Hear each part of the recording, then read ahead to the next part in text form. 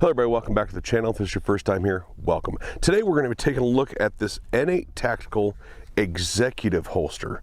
Now, N8 Tactical and Crossbreed, they are married somehow, sent this and another holster to me, but today we are going to be taking a look at this, the N8 Tactical Executive.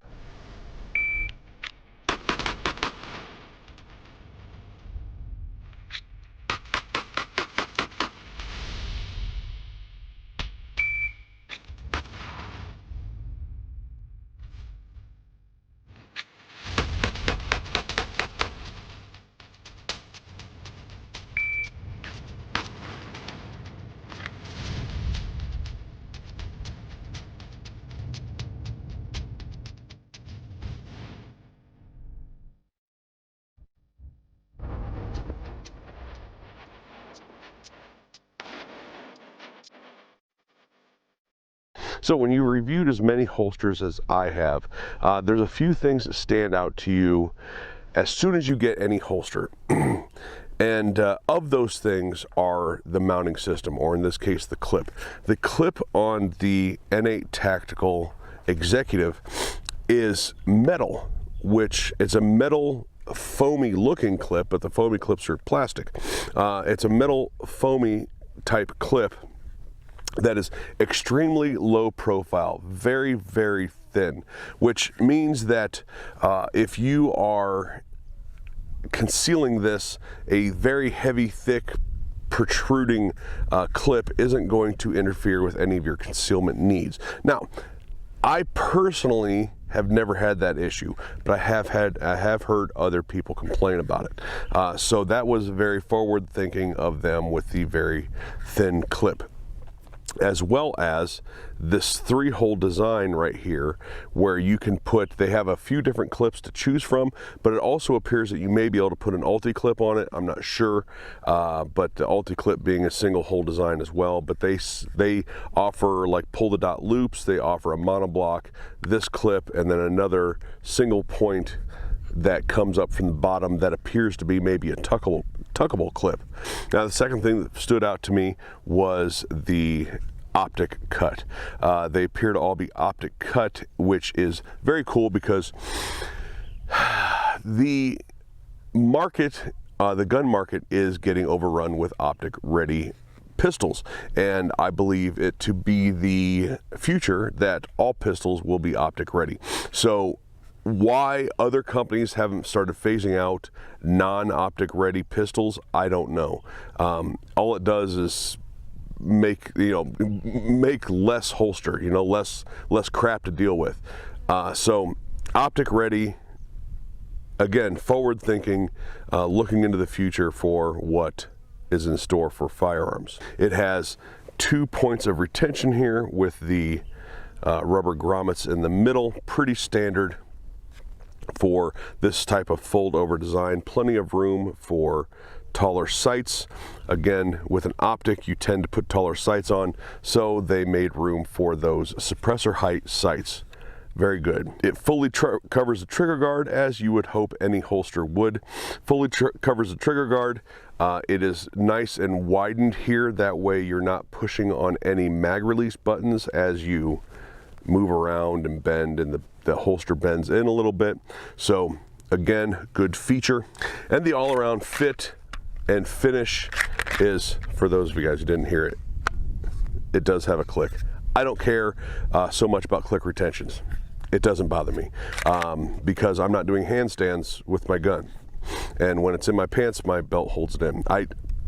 That's an annoyance for another day, but this, for the people that do require click retention on their passive retention holsters, that is there. So on the end here, you can see that it is recessed. The end of the muzzle is recessed quite a bit. Now, I don't know if you're running a comped pistol, if a comp will fit in there, but it is wide enough that it looks like it might. Not saying it will, but it's wide enough that it looks like it might. It would likely protrude a little bit, but nonetheless, it is recessed a little bit and widened out. Now, it does have some N8 Tactical branding there. You can see definition and detail in it. Just an overall, as far as this type of holster, which is actually a fairly basic design, but they have the little things about it with the extra mounting capabilities, the taller sight channel and things like that give it just a few extra little things. Now, this is not bad for coming in right between $30 and $40. Right now, I just looked at their website. It is on sale for $32, which you almost just can't beat from what I can see of the quality of the holster. Oftentimes with very budget holsters, you find like a single point of retention instead of two, plastic clips, no mounting options, just very basic, maybe 15-degree cant in the foamy clip, things like that. Not the extra care for the optic cut and things like that. So there's extra things on here for the price that you wouldn't find on other holsters of the same amount of money. So that's all the good. Now, there is a couple things I would change about this, and I will change after this review. One of them is the sweat guard. The sweat guard comes up far too high for my liking. I don't like sweat guards that stick beyond the gun. That's more than a full sweat guard. So I don't like that. Is it a deal breaker? Of course not. You can just take your razor knife, cut that, sand the corners around again, and have your sweat guard as high as you like. But that there is an annoyance, and the fact that it sticks beyond the beaver tail here, I don't know how well the camera's picking it up, but that when I go and get a full purchase, this jams me in the hand. So it's all right here. This is the only problem I have with the gun, is the sweat guard. I wish it was down here.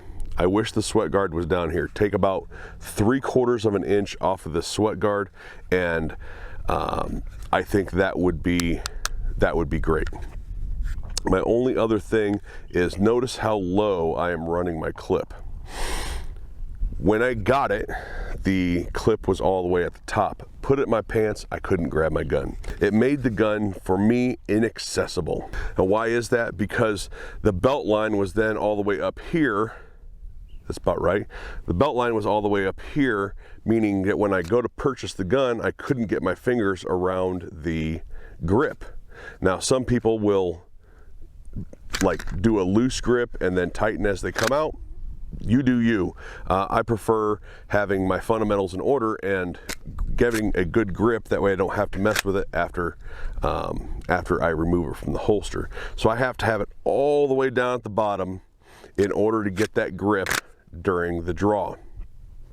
Now, this probably isn't as much of an issue if you're running it somewhere around 3 or 4 o'clock, where you have this canted, the grip then comes out of your, out of your waistline a little bit, because your waistline is going to be here then, and that wouldn't be so much the issue. But for appendix carry, which is how I carry, I have to have the clip all the way down at the bottom of the holster. Now, nonetheless, for the $30-ish price tag that these are coming in at, I don't know that you can ask for more for that amount of money. Again, there are other $30, $40, even $50 and higher Kydex holsters out there that comes with less things, that are not just added extras, but also not as forward thinking. Like I said, the optic cut on this just shows that they're looking to the future. The thin metal clip,